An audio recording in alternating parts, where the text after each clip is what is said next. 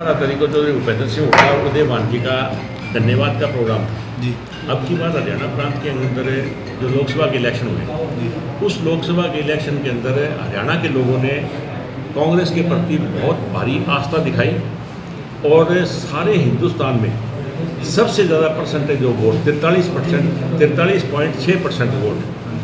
कांग्रेस के सबसे ज़्यादा हरियाणा में पड़े और 10 में से 5 सीट हम जीते, बल्कि 10 में से 9 में से 5 मानो एक सीट तो हमारी गठबंधन की थी, उसमें हम जीते और विधानसभा के अंदर भी हम मेजोरिटी में रहे। तो जो वर्करों ने मेहनत की थी, उस मेहनत के बदले जो हमें कामयाबी मिली, उसके लिए चौधरी भूपेंद्र सिंह हुड्डा और हमारे कांग्रेस के प्रधान उदय भानजी ने सारे हरियाणा के हर जिले के अंदर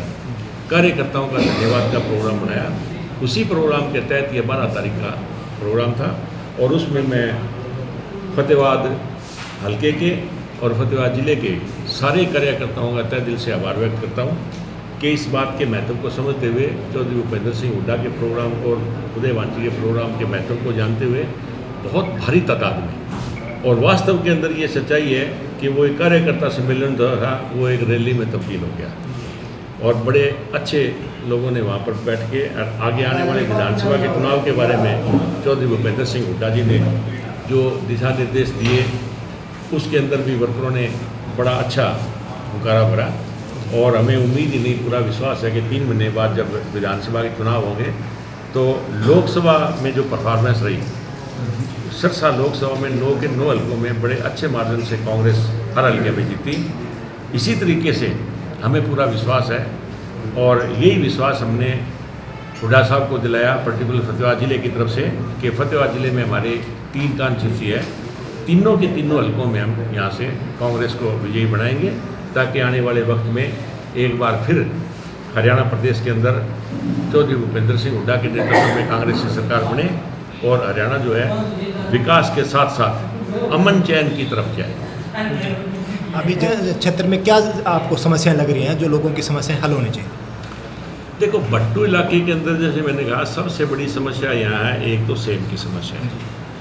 सबसे बड़ी सेम की समस्या है। आज भी मेरा आपसे कहने का ये पॉइंट है कि सेम की समस्या के लिए किसानों ने बहुत बड़ा एक संघर्ष किया और सरकार ने आश्वस्त किया कि सेम की समस्या को हल करने के लिए कुछ टेम्परेरी इंतजाम करने का उन्होंने आश्वासन दिया, लेकिन आज वो जो इंतजाम उन्होंने आश्वासन दिया था वो कोई रेगुलर ढंग से चल नहीं रहे और ना ही उनके हिसाब से जो ये कर रहे हैं उसमें वो समस्या का हल हो सकता, क्योंकि उन्होंने ये कहा है कि हम जगह जगह सोलर पंप लगा देंगे और सोलर पंप के जरिए जो पानी उठा के आगे नहर में डाल देंगे, वहाँ पर छोटे जो बोर के ट्यूबवेल लगा देंगे। अब मैं सरकार से कहना चाहता हूँ कि सेम की समस्या के अंदर जो पानी लिफ्ट करना पड़ता है ना, वो पानी तो अगर 24 आवर 24 के 24 घंटे रेगुलर पानी उठेगा ना, तो पानी का लेवल जाके कुछ कम होगा। ऊपर से बारिश का सीजन है और सोलर, सरकार को या मुख्यमंत्री जी को जानकारी होनी चाहिए कि सोलर सिर्फ सूर्य के प्रकाश से चलती है, रात को नहीं चलती सोलर। बादल भी हो जाते हैं ना, बारिश का सीजन है, तो भी सोलर काम नहीं करती। इसलिए सरकार से मेरा कहना है कि सरकार अगर इस मामले में सीरियस है तो सरकार को यहाँ पे परमानेंट बिजली के कनेक्शन देने चाहिए और जो बोर है वो भी कम से कम 6 इंच के बोर लगे और बिजली के कनेक्शन हो,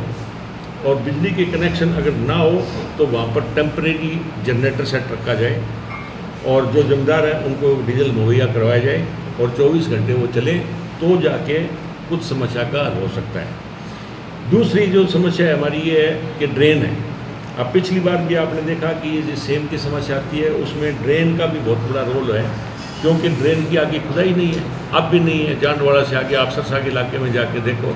तो ड्रेन की खुदाई नहीं है। ये फतेहाबाद ज़िले के अंदर इन्होंने कुछ खुदाई की, मैंने SDO एक्शन से बात भी की थी कि इसका लेवल तो कम से कम चेक कर लो, तो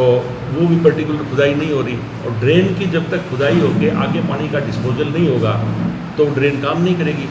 ड्रेन काम नहीं करेगी, ड्रेन के अंदर जो पानी खड़ा रहेगा तो उसके बैंक्स के ऊपर, जैसे जांडवाड़ा गांव है, रामसरा गांव है, गदली गांव है, जो बैंक्स के किनारे के ऊपर गांव है, वो गांव तो वैसे बड़े खतरे में रहते हैं। अब ये बारिश अगर आ गई तो आप देखना, जांडवाड़ा गांव जो है पर्टिकुलर, उस गांव की और रामसरा गांव की सबसे बड़ी समस्या है कि ड्रेन ओवरफ्लो होकर अगर टूट जाए तो गांव में बहुत बड़ा नुकसान होगा, फसलों तो होगा ही होगा, गांव की आबादी का नुकसान भी होगा। इसकी तरफ सरकार कोई ध्यान नहीं दे रही। इसलिए आज मेरा ये कहना है कि भट्टू इलाके के अंदर सबसे बड़ी समस्या जो सेम की समस्या है, या जो ड्रेन की जो है आगे उसकी पानी की निकासी की है, वो समस्या हल करें। और दूसरी सबसे बड़ी समस्या यह है लॉ एंड ऑर्डर की। आज हरियाणा प्रदेश के अंदर कानून नाम की कोई चीज़ नहीं है।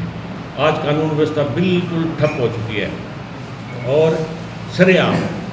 कोई दिन ऐसा नहीं, भट्टू, फतेहाबाद और लोहड़ा, तीन जो हमारे ये हल्के हैं, तीनों जो हमारे ब्लॉक हैं, इनके अंदर कोई ऐसा दिन नहीं जाता जब कोई फिरौती की, जब कोई मर्डर की या कोई लूट की इस तरीके की घटना ना हो और सरकार को उस पर कोई कंट्रोल नहीं। नित्य व्यापारियों को धमकियाँ दी जाती है, व्यापारियों को फिरौती मांगी जाती है और एक डर और भय का वातावरण 24 घंटे जो है हर एक के मन में बना रहता है। इसलिए ये सरकार हर तरफ से विफल है।